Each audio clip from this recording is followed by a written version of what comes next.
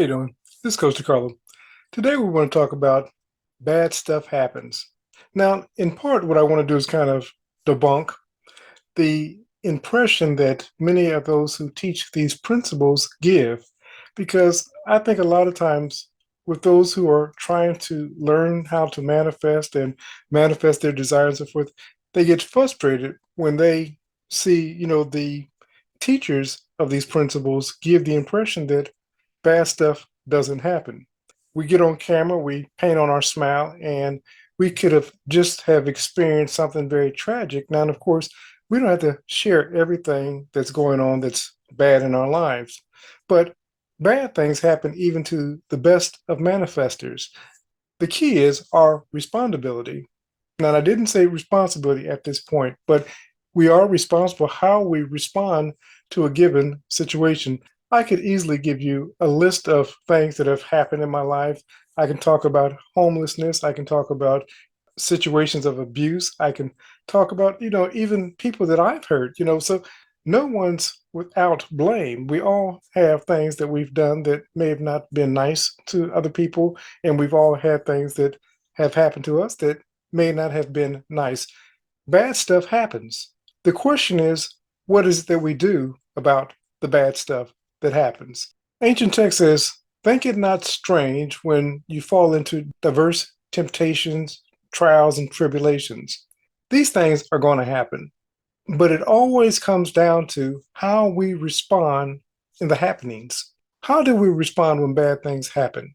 Do we continue to repeat the story? Do we tell the story over and over again to anyone that will listen? I was listening to someone talk the other day, and they were talking to a friend, and that friend was recounting all the bad relationships that they've been in. And I've heard this friend talk before, and that's continuously the same conversation. What do you think is going to be manifested in that friend's life? Of course, more bad relationships. Sometimes we take comfort in telling our bad story of how someone did us wrong.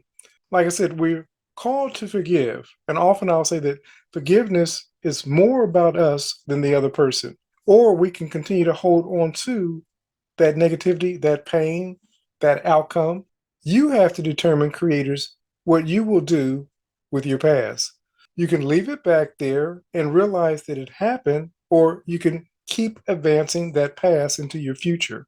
Like I said, I can talk about being homeless. I can talk about as a child experiencing abuse.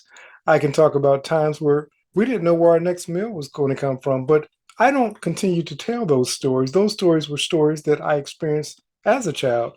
As an adult, if I'm still telling the exact same story after the age of 40, there's something wrong, because that means that my life hasn't changed much since the story that I experienced way back then. And we have the ability to write a new story. And you don't have to wait 30 or 40 years to write that new story. Say that it's a bad relationship that you've experienced, then begin telling yourself a new story about a better relationship. Say that it was poverty, then begin telling yourself a new story about abundance. But you say, well, coach, you don't know what I'm going through. No matter what it is that you're going through, if you begin changing your thought and making different decisions, determining that you're not going to stay in the current state that you're in, and you begin living from your in, you're going to transcend that relationship, that experience, that money trouble, whatever it is that you're experiencing, you're going to transcend it. But you first must begin seeing it as possible. As we begin seeing it as possible, we'll begin to transform our current realities and exchanging it for a new reality. We're told that we're always thinking ahead of our evidence. If the only thing that we can think of is yesterday's story, then what we're doing is carrying that load of yesterday's story into our future. And we continue to repeat that story. In order to change that story, then you have to begin by getting a new vision for yourself, a new end in mind. Bad stuff is going to happen. The question is, what do we do about the bad stuff that happens? Now, I won't share the story of a recent coaching client, but he had experienced something that was very difficult for most of us to deal with. He chose to take that experience and turn it into something positive. From that positive seed, he's now reaping the harvest. What is it that you're going through? Are you continuously repeating the same old story? Are you continuously living in your dead past? Like I said, I can tell you a number of stories that will spin many of your heads. We've all been through something. Why continue to tell that old story? Why not write a new story? Why not tell yourself a story of bigger, better, more, wisdom, wellness, and wealth? Why not begin to transform your story right now? If it's true that we're always thinking ahead of our evidence, wouldn't it be wise to begin planting a new seed? Often we hear from Mr. Lindo, why not think that which is of lovely and of a good report? I was speaking with someone recently, and he was telling a story about his past and how, of course, the person that caused all of his grief. But I would beg to differ. I'm not saying that bad things haven't happened in your past. To say that one person has totally destroyed your life is impossible. Even with the story that we've experienced with that one person, we begin taking actions. We begin living from our core beliefs. And as we continue to repeat those beliefs, they become a lifestyle for us. Now, like I said, I can tell you of stories of abuse. I can tell you of stories of abandonment. I can tell you of stories of being homeless. What is the benefit of me continuously repeating that story except to live in my dead past? Now, and I'll say this, even as I'm talking about those stories today, they have nothing on me. They have no effect. I see them as stories that were in my past, but I don't carry those stories in my future. I don't begin to dwell on them and say, oh, woe is me. I've lived such a hard life. You just can't know what I've gone through. And if you only knew what I was going through, you would feel sorry for me. And I don't want you to feel sorry for me. What I want you to do is begin changing your world by changing your thoughts, your words, your actions, and begin creating a more positive and better life for yourself. Often people will just write these things off as positive thinking and so forth. What's the alternative?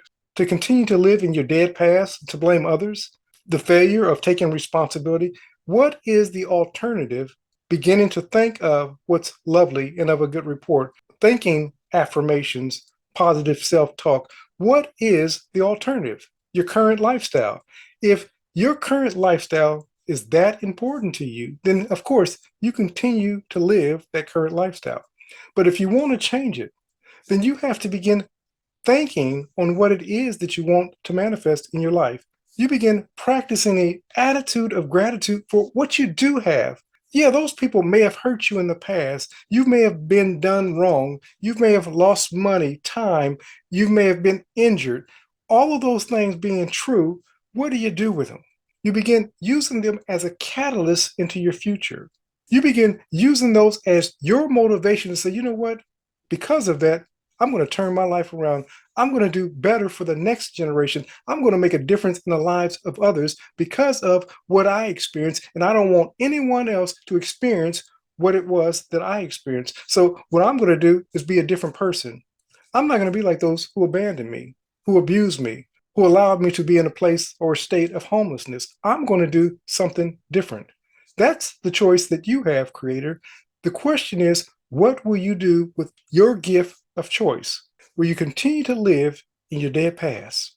Will you continue to advance that dead past into your future and into your tomorrows? And one day you'll look back and say, if only I had made better decisions.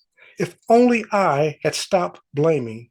If only I had taken time to forgive. And like I said, forgiveness is more about you than the other person. Many of us believe that forgiveness is letting the other person off the hook. No, what you're doing is letting yourself off the hook. When you forgive yourself. Even when you believe that you're forgiving another person, you free yourself. You begin to let yourself live the more abundant life. And you're not shackled by your past thoughts, words, and actions. And also, like I said, when you're forgiving another, you're forgiving yourself. It's very hard to forgive ourselves when we find it hard to forgive somebody else. Now, we say that we forgive ourselves and we say, oh, no, that's not a problem. If you're holding somebody else captive with your unforgiveness, you're still in prison. Creators, you have to decide what type of life you want to live.